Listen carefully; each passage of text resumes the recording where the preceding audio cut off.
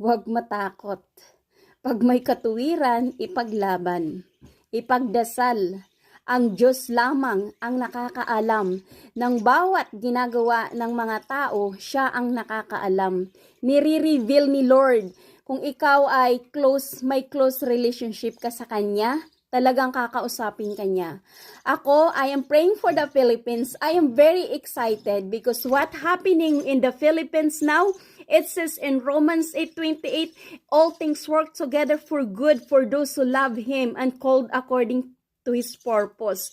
May purpose ang mga nangyayari sa Pilipinas. Magising lamang ang bawat Pilipino. Magising kayo, gumising kayo mga Pilipino.